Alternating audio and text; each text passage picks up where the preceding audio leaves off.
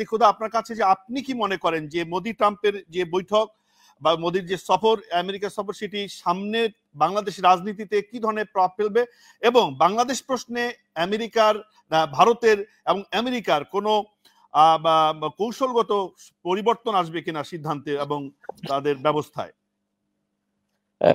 ধন্যবাদ আজম, আপনাকে এই আলোচনা আমাকে ডাকার জন্য।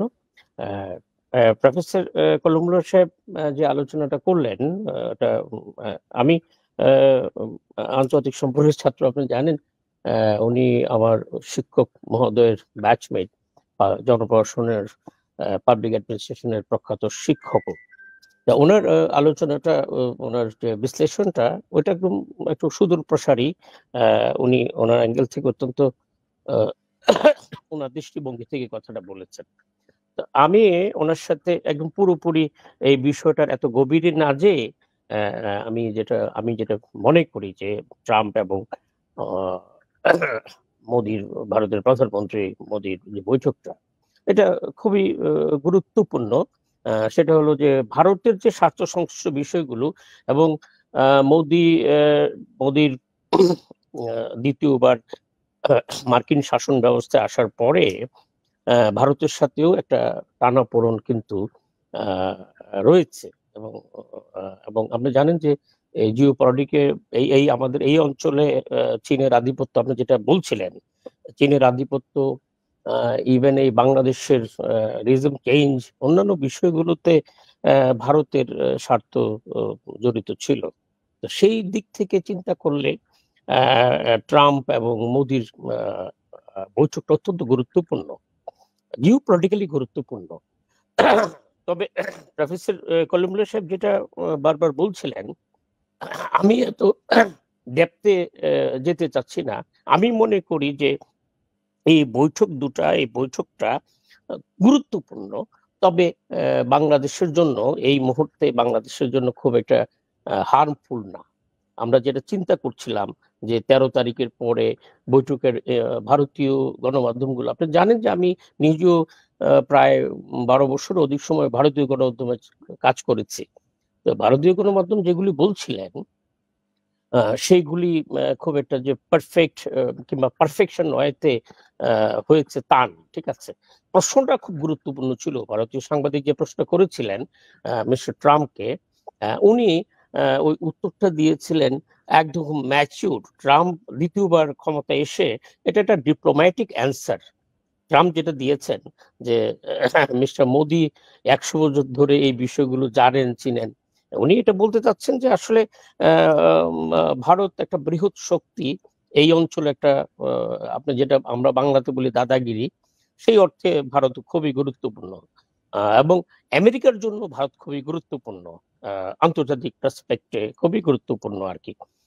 আমরা যদি বলি যে বৈঠকটা, আপনি জানেন যে এই ধরনের বৈঠকে, বাইলেটারাল বৈঠক কিংবা এই ধরনের শীর্ষ পর্যায়ের বৈঠকে অনেক বিষয় কিন্তু পাবলিক হয় না।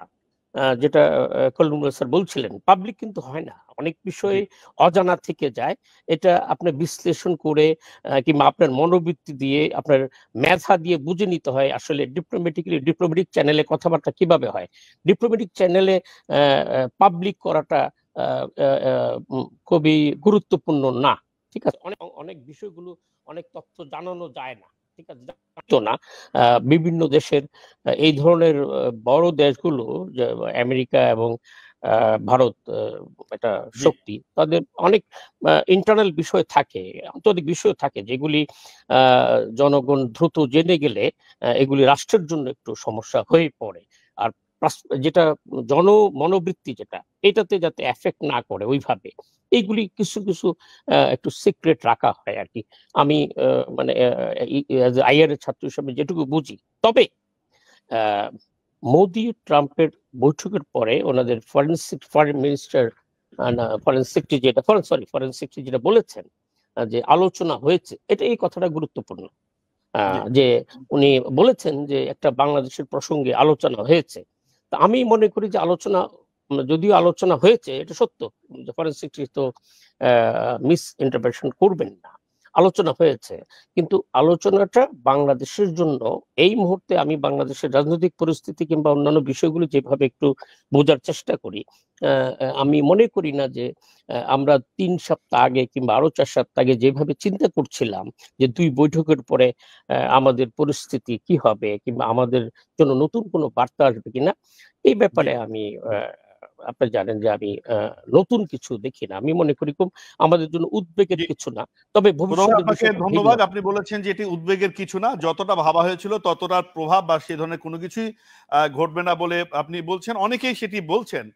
কিন্তু যেটি ইঙ্গিতপূর্ণ একটি বক্তব্য দিলেন আমাদের কলিমুল্লাহ স্যার, যে যারা বুঝবার তারা বুঝে নেবে যে আসলে মোদী কেন সরাসরি প্রসঙ্গে কথা না বলে ইউক্রেনের প্রসঙ্গে কথা বলে, এটি খুবই গুরুত্বপূর্ণ, খুবই আগ্রহ উদ্দীপক।